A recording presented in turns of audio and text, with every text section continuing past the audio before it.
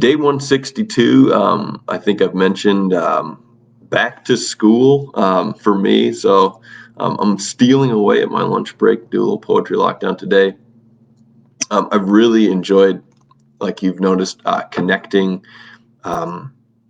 different poets and poems from video to video. And I'm going to call back to a poet who a fellow teacher and friend of mine, Trish Flock Johnson at Cristo Rey, really introduced me to, Naomi Shihab Nye. I read that wonderful poem, Famous. It's probably back in April, I think. But the reason I mention that poet, Naomi Shihab Nye, is because she has this wonderful anthology. It's actually in the library at Cristo Rey at the school I teach.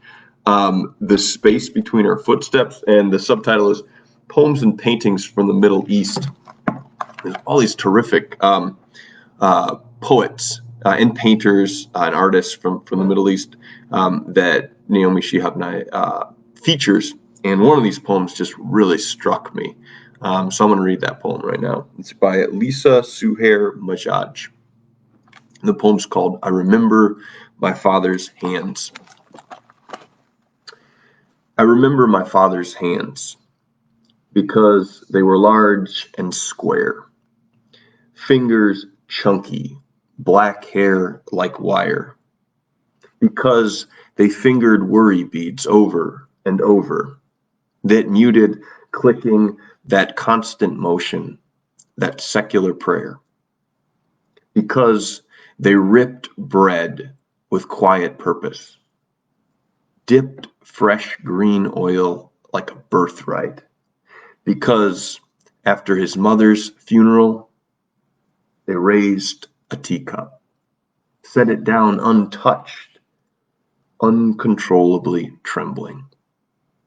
Because when they trimmed hedges, pruned roses, their tenderness caught my breath with jealousy. Because once when I was a child, they cupped my face, dry and warm, flesh full and calloused for a long moment. Because over his wife's still form, they faltered, great, mute, helpless beasts.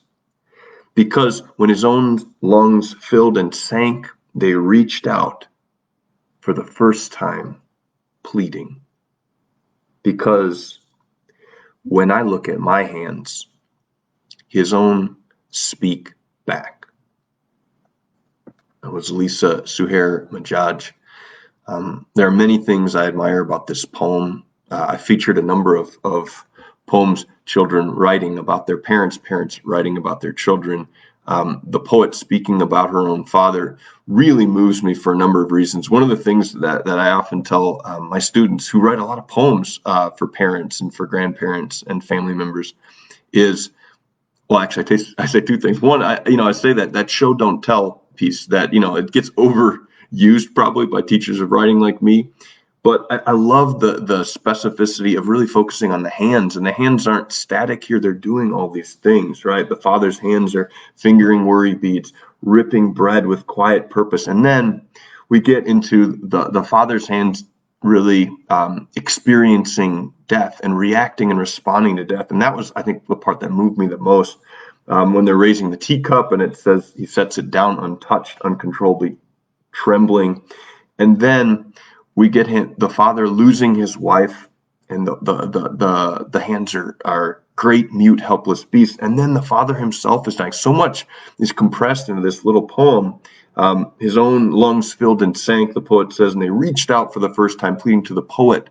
And that's the other thing I tell my students is when you do a portrait poem of a loved one, you're also doing a portrait of yourself, of what you notice. And I love that.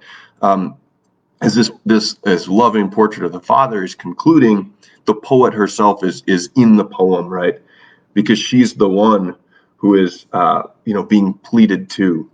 And when I look at my own hands, the poet says, his own speak back. So this incredible, rhyming of lives of father and daughter in this poem. So much to admire here. I hope this inspires you to think about your own loved ones and family members.